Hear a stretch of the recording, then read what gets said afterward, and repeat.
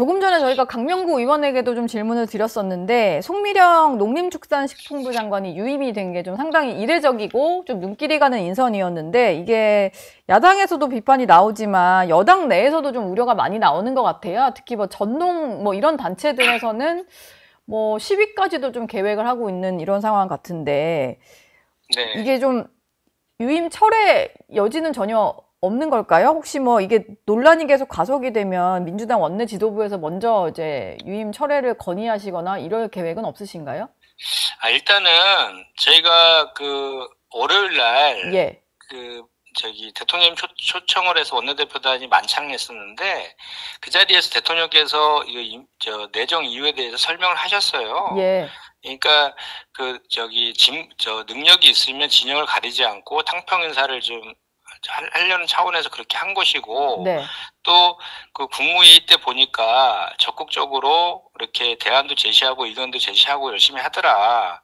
그리고 이제 이분 같은 경우는 정통 관료 출신이잖아요. 그렇죠. 그래서 이제 국정 기조에 이제 그전에 이제 양국관리법을 반대했는데 국정 기조에 예. 맞지 않느냐는 지적에 대해서는 그 국정 기조에 맞추겠다고 본인도 하셨고, 또 정통 관료 분들의 특징이 이게 대통령의 국정 철학에 좀 맞춰서 이렇게 하는 거에 대해 익숙하신 분들 아닙니까? 그래서 일단은 문제 제기하고 있는 것들에 대해서는 저희가 잘 알고 있고요. 그래서 일단은 장관이라는 게 또 임기가 있는 것도 아니지 않습니까? 그렇죠. 그래서 네. 일단은 그 진영을 가리지 않는 그 탕평 인사, 그것도 상당히 의미가 있지 않습니까? 그래서 저는 이거 가지고 야당이 왜 비판하는지 이해가 안 돼. 본인들 때, 정권 때 장관이었던 분을 비판한 건 말이 안 되고, 예. 그 농민단체라든지 뭐 시민사회 이런 쪽에 대한 비판들에 대해서는, 이제 대통령이 이제 유임시킨 거 아니에요? 네. 그럼 앞으로 이런 갈등 조정이라든지 그런 역할들은 이제 예정된 후보하고 내각에서 풀어야 될 문제다. 그리고 그런 거를 풀어가는 과정 또한 되게 중요하다. 그것도 또 하나의 능력이다라고 저는 생각하고요. 예. 송 장관께서 그분들을 만나서 네. 그분들에 대해 소상히 자기의 입장을 다시 한번 설명해주고 이런 거를 통해서 갈등을 좀 해소했으면 좋겠습니다. 어제 이재명 대통령도 송미령 장관에게 그거를 좀 요구를 하셨던 것 같아요. 국무회의 자리에서. 네, 맞습니다. 그리고 어제 예. 이제 정무수석도 우리 농해수위 의원들 만나서 예. 인선 배경이나 이런 것들을 좀 설명을 좀 하기도 했습니다. 네. 그러면은 좀 시간이 지나면 좀 또 송미령 장관이 스스로 갈등을 좀 해소하려는 노력을 보이고 하면 뭐 다 받아들일 거다 이렇게 보시나요? 그렇게 되길 이제 기대하는 것이고요. 예. 그리고 또 예를 들어서 장관으로 이제 직을 수행하는데 네. 그 갈등을 해결하지 못한다거나 또는 본인이 이제 새 정부의 국정규제 맞추기로 했는데 그렇지 않는다거나 그렇게 되면은 그거에 대한 또 뭐 책임 여부는 그때 가서 또 논의가 되겠죠. 예. 이재명 대통령이요, 어제 한 가지 좀 새로운 제도를 도입하겠다라고 본인의 어떤 SNS에 직접 공개를 했는데, 국민들의 목소리를 국정에 반영하기 위해서 국민 사서함을 운영하겠다라고 하더라고요. 저도 어제 궁금해서 그거 눌러서 들어가 봤더니 그냥 이제 약간의 어떤 개인 정보처럼 입력을 하고 질문을 쓰면 바로 보낼 수 있게 되더라고요. 네. 이거는 좀 어떤 의미로 도입을 한 제도라고 생각하시나요?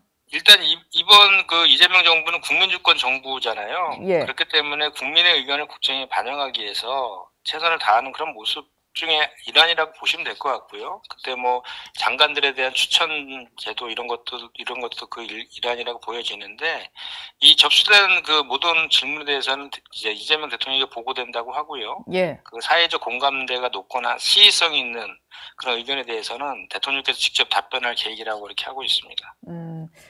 마지막 질문을 좀 드리겠습니다.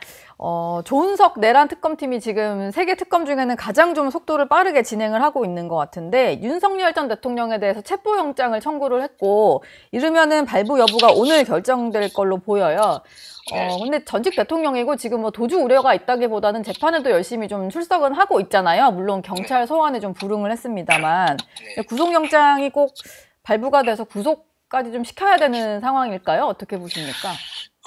지금 도주 우려뿐만 아니라 증거인멸의 우려가 있는 거죠. 그리고 지금 내란 재판과 관련해서 지금 그 주요 임무 종사자들은 모두 구속돼서 지금 재판받고 있는데 예.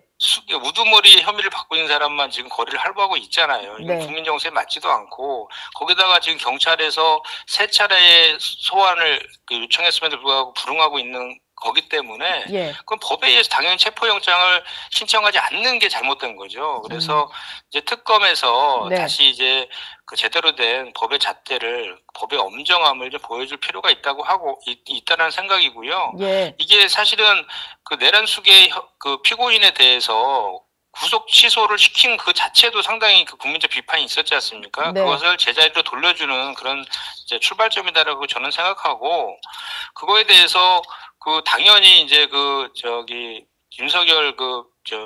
윤석열 내란 우두머리 입장에서 보면은 예. 본인이 그 혐의가 없고 죄가 없다라고 하면 당당하게 본인이 그 전에 했던 것처럼 수사기관에 출석해서 조사받고 네. 또 그것이 구속의 사유가 소명이 되면 다시 구속시키는 것이 국민 정서에 좀 맞다고 봅니다.